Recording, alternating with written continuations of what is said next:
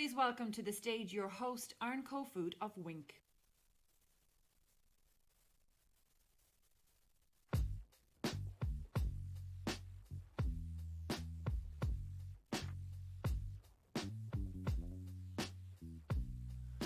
Good morning.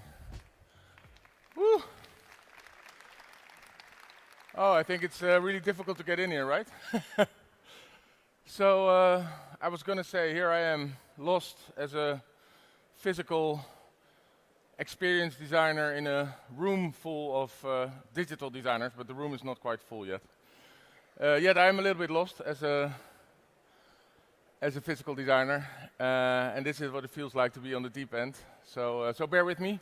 I'm excited to be here because there's going to be 40,000 people here soon when they get in, and it's just the fact that there's such a big live event for me as a live event designer.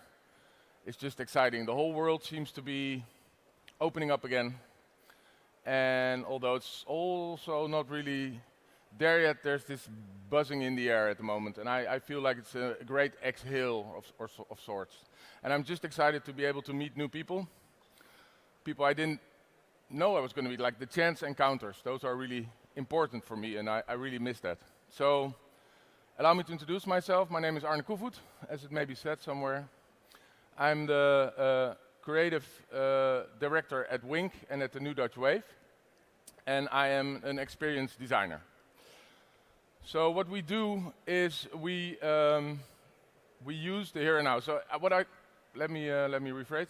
So as an experienced designer, I create moments and I really connect with people at the moment we do it. So we use all disciplines that we can to create this special moment with our guests, trying to transform them into participants. So by using all disciplines we have to our possession. So we try to tickle all the senses in order to get them here and now in the state of anything can happen.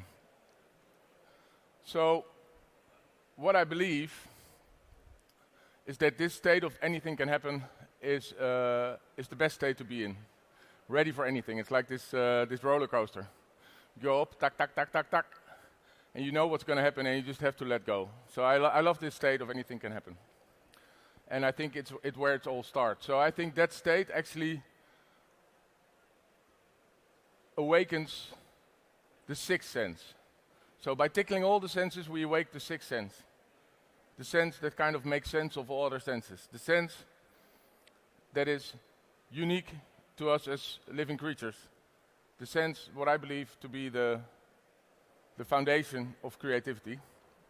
It's what I call the sixth sense, the sense of wonder. And yeah, by opening the sense of wonder, you get people in this wonderful state of anything can happen. So if you allow me, I would want to do a little test because it's early in the morning. So do something together with me. You want to do that? All right, here we go. So close your eyes. I'm going to do it too. Put your hand on your chest, on your sternum. So take a deep breath in, deep breath out. One more. Out. So now, as you are a tech crowd, envision in your chest a Wi-Fi booster. There's a Wi-Fi booster. And then now envision on that Wi-Fi booster there's a switch. So you take your brain and you go with your brain through your arm, through your hand, and now you switch that switch on. The Wi-Fi booster is on, meaning now you can open your eyes. And now you're all basically ready for anything, and I hope you're ready for the program we have lined up here today. So once again, welcome to Lisbon, welcome to the Web Summit, and welcome to the Creative Stage. And now I want to give the stage to the first panel, which is super exciting already. It's called The Brave New World. And where once brand purpose was little more than a line in a mission statement, it's now key to consumer choice. What does this mean for the relationship between consumers and brands in a post-COVID world? How can companies define and realize their brand purpose? And where do innovation and technologies come into all of this? So, without further ado, Please welcome to the stage Joanna Petis from Dinero Vivo, who's having a talk with Andreas Markdalen from Frog, Luke Southern from Drum, and Jacob Benduban from Saffron. So, can I get a big hand?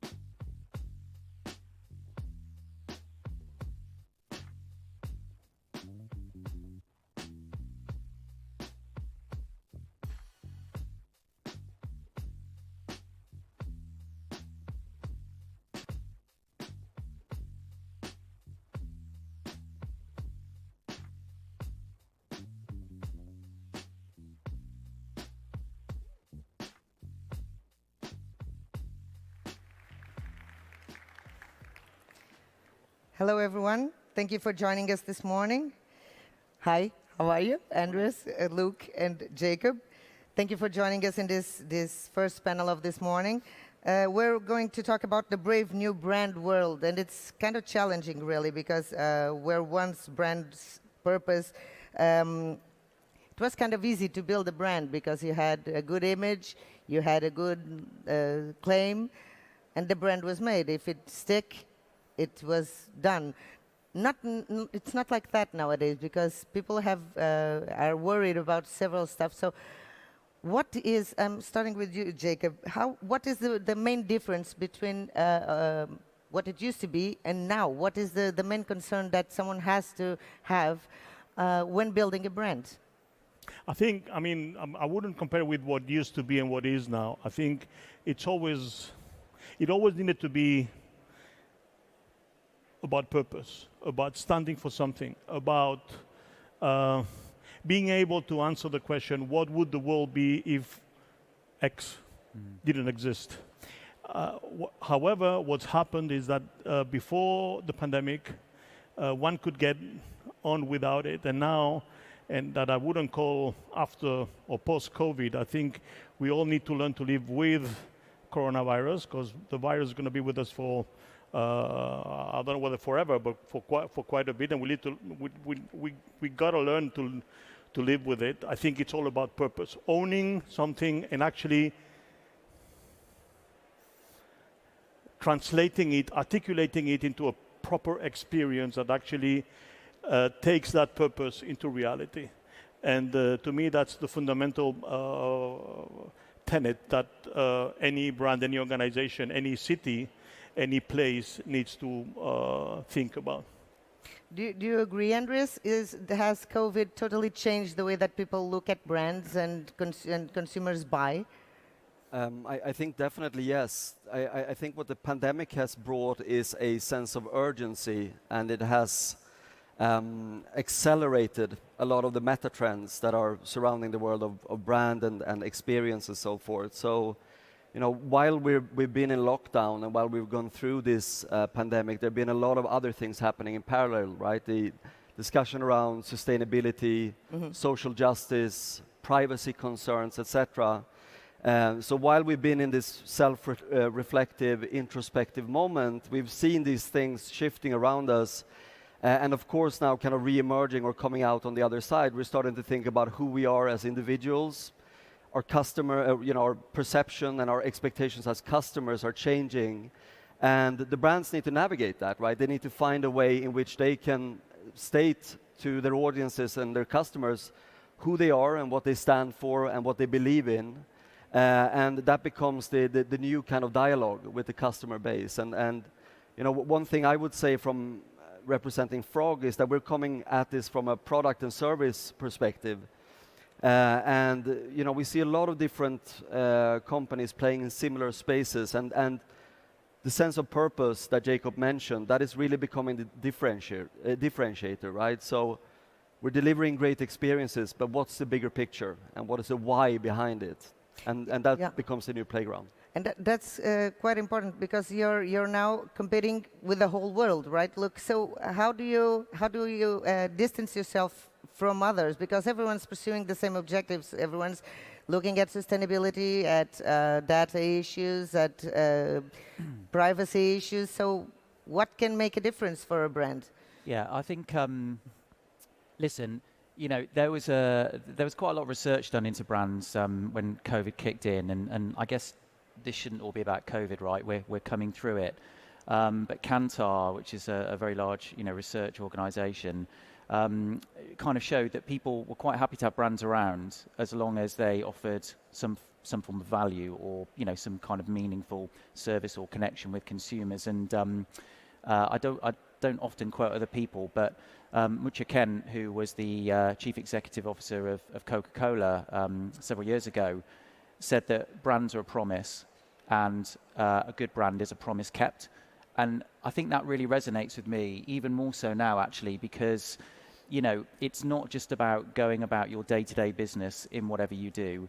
It is about leaving something tangible, something real, and perhaps something lasting for consumers and, you know, the world more widely as a result of you being there, right? Being around, to Jukka's point. Not just about sustainability, not just about, you know, privacy, but whatever you do something that differentiates you from the competition, either adjacent to or part of your core business. And when it all goes wrong, Jacob, what do you do? When if someone finds out that there's been an environmental issue, or what do you do? How do you deal with that? I think another very, very important thing that brands have done, but we as users maybe were not aware, is one that you have to be about the truth. And you have to be, truth is the most important thing that you as an individual, you as a brand, you as an organization have to have truth and transparency. And when you make a mistake, you have to be big enough and honest enough to accept that I was wrong. Because users, employees, society at large accepts that you once in a while have to make a mistake and make mistakes, because at the end of the day we're all humans and we make mistakes.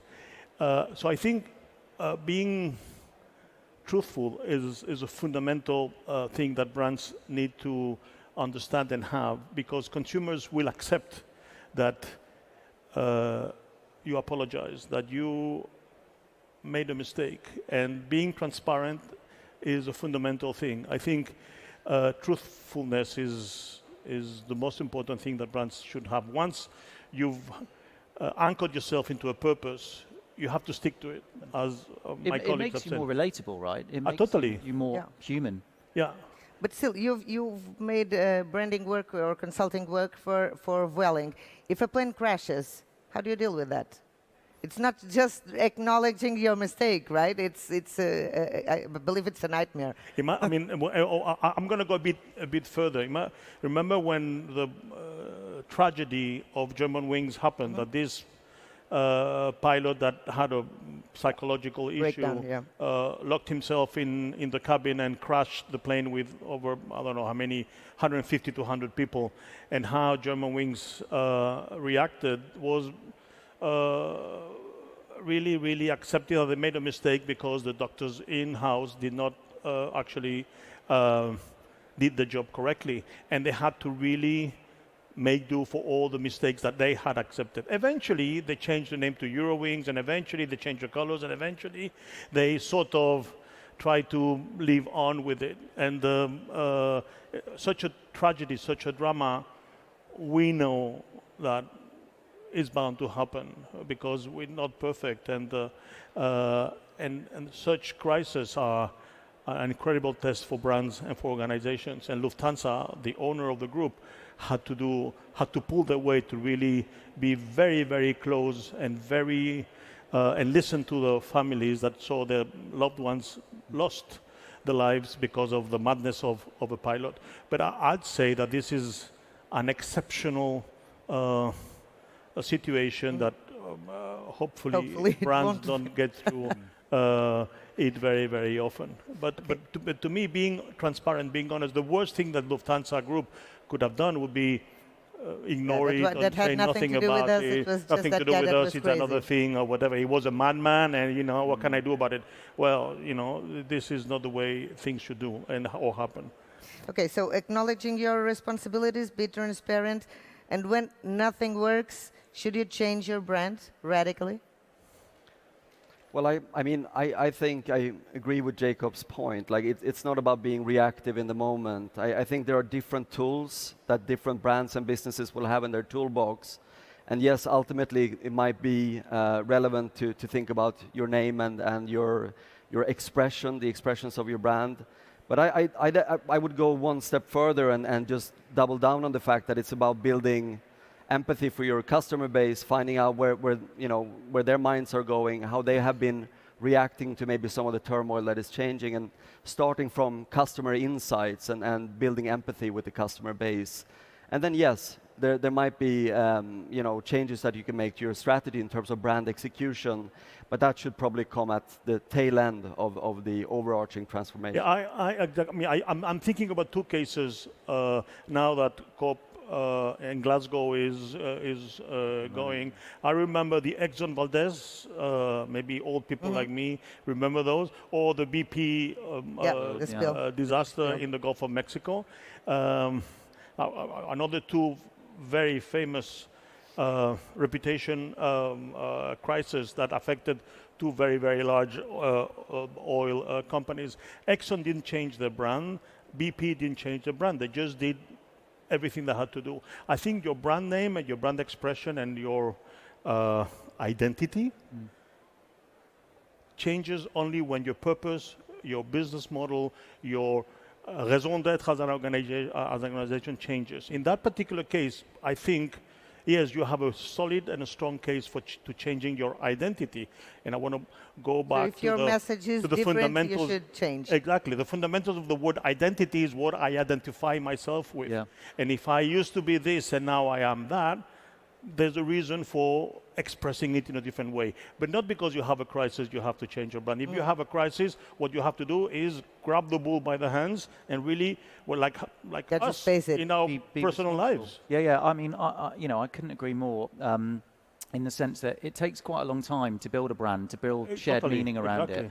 We're quite obsessed with data and personalization, and that's brilliant, right, for selling things and for talking to people in a one-to-one relationship. But if you think about some of the biggest brands, Apple or Google or BP or whatever, building those brands over time, we all have a sort of shared sense of understanding of what that brand represents. And so you can't just respond to a crisis and say, well, we were this today, we're going to be that tomorrow. And not only that, because at a commercial level, the fundamental kind of, or the business fundamentals of all forms of business, brands represent about 20% of enterprise value. Don't forget that. It's not just a logo. Yeah, so it's not just throwing that to it's the not just colouring in. It's true. If it's on a balance sheet, it's goodwill, right? It kind of represents a lot of what a business is. The brands that go wrong, to Jacob's point, Andreas, need to own that and own the responsibility and own their mistakes. And it's what they do in the moments afterwards, not in the minutes, not in the months, maybe in the years to come, that I think defines them and can turn a crisis into an opportunity. Right. So keeping in mind what Jacob said, for example, PMI, Philip Morris, is changing their product totally. Should they change their brand? You mean they're moving into the The non-combustible. well-being business? Yeah. Yeah, I mean, look, that's an interesting one, isn't it? I suppose they've been very vocal about the fact that they're making that change, and as of yet, they haven't changed their brand and what they represent. I would say that, you know, they're kind of like a holding brand anyway for lots of sub-brands underneath it. I suspect they'll launch lots of different healthcare products, but at a holding group level or a holding company level, I'm not sure whether they need to. I don't know whether they need to do that. Okay. And how about oil companies? Because they're all going in transferring to the electrical and other better non-combustible solutions. Right. So should they make that transition? Well, I mean, that conversation follows the same pattern, right? So I think if they are able to continuously reiterate and redefine what their own purpose is, because I think that's another major trend that is happening right now. I think what is happening is that brands stop to perceive themselves as a fixed entity. It's not a fixed singular story, but in fact, brands are iterating and refining their stories over time. If they're able, through putting new narratives, new storytelling out there, to redefine the story of the business, then that might not be the case, right? And in fact, the brand equity that might be there could be leveraged to enter a new space. Could even bring value, because we used to do this and we found out it was bad, and now we're doing this. It's your brand, your everyday brand. And I think it's all about what you stand for. If you see yourself as an oil business, is one thing, but if you see yourself as an energy business, energy is a much larger word that allows you to be gas, electricity, nuclear, oil, or whatever you... is Tesla a car company, or is Tesla a sustainability company? I think what Elon Musk has done brilliantly is that he's associated Tesla with the word sustainability. And that allows them to sell solar panels, to even take a man to the moon, or whatever it is that has to do within a sustainable world. Is Airbnb about staying somewhere, or is Airbnb about belonging to a community, etc.? And I think this is the clever and the very today way of approaching brands.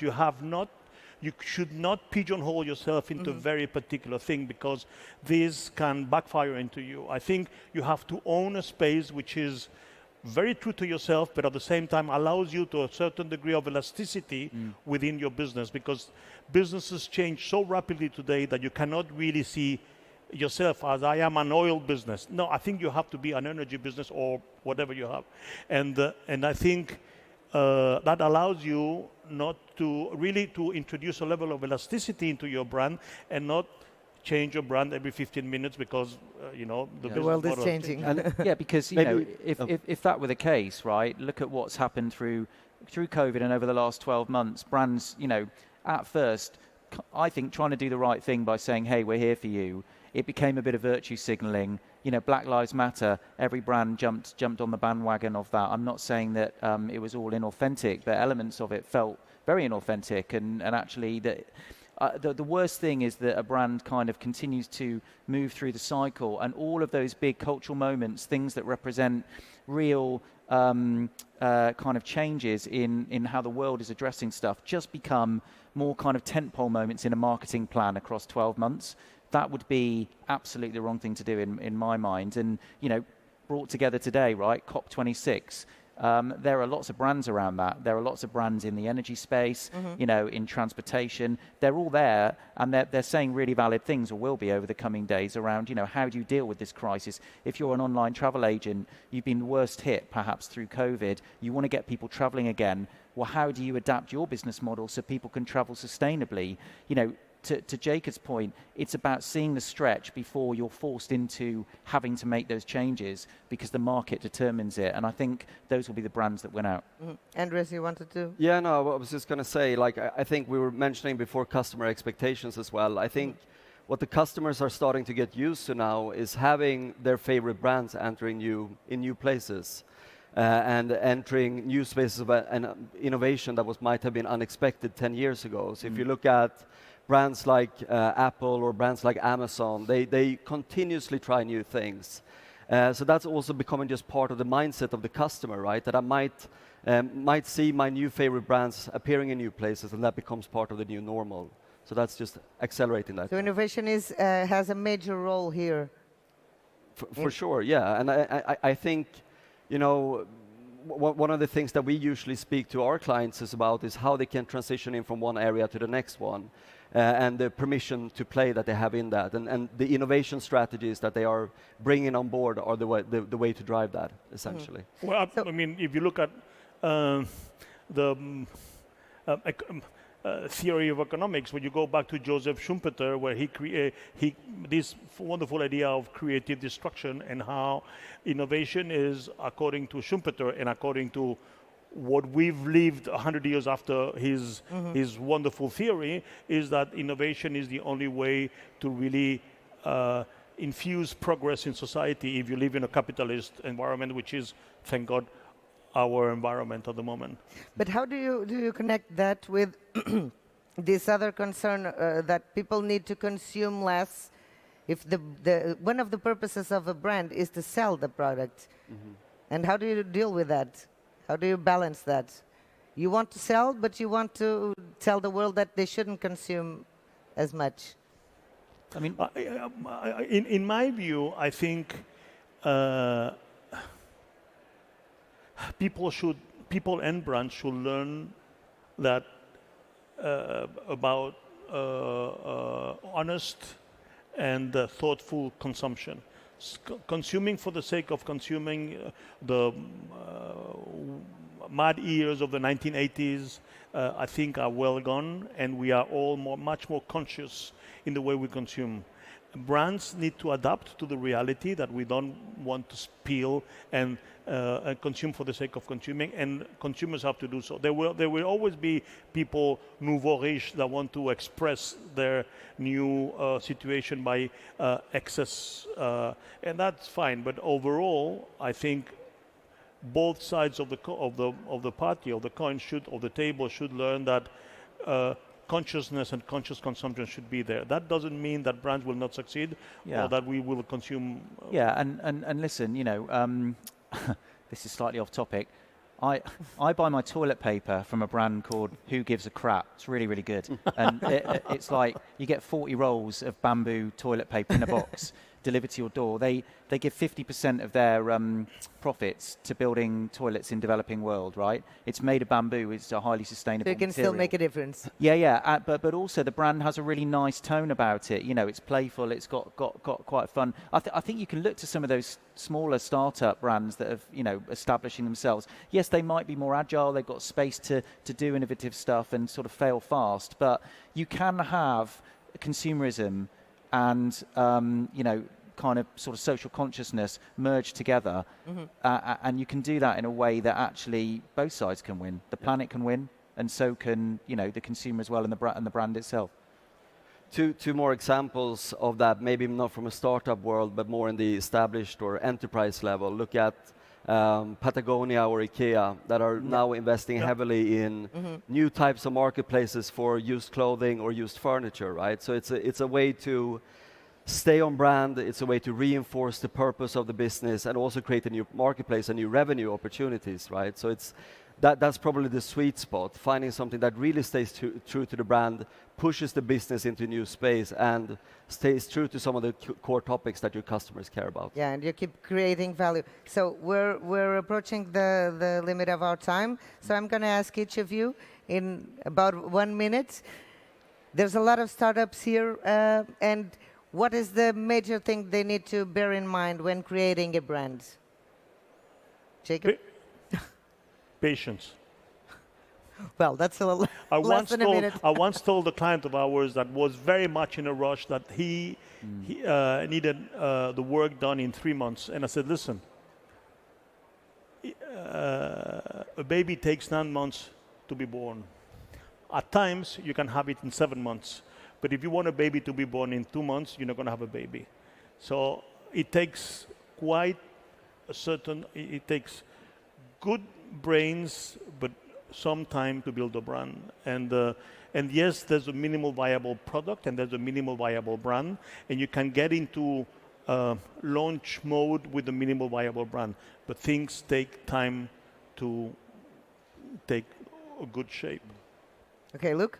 Well, look, assuming you've already figured out what your go-to-market strategy is and the kind of niche that you're filling, your reason to believe or USP, I would say fundamentally it just needs to be memorable because in the first instance it's got to roll off the tongue. You want to build a sort of emotional connection to people around the brand and what you stand for. So make it memorable, make it meaningful, and hopefully matter to people. Not just the product that you sell, but also the brand that you create around it. Andreas? Well, the conversation started with purpose, right? And purpose is about defining or creating a kind of compass for your brand, for the business. So I would start with the most simple of all questions. Why, right? Why does this brand exist? What is the greater purpose of it? Why should your employees care about it? Why should your customers care about it? Start from that and work with that compass, and then of course build in the long term, right? So I would start with why. That's your first question. Is any company the same, or is a startup different than big companies? Well, I can speak to that. There are definitely some startups out there that they might start with an experience or a product, and they might not have figured out the bigger picture of it yet. And I think in those moments, it's all about getting something out there and start to form that narrative, right? You might not even have all of the use cases ready for it. And in that moment, it becomes about getting something out there, testing the value proposition, and seeing what kind of use cases are coming back.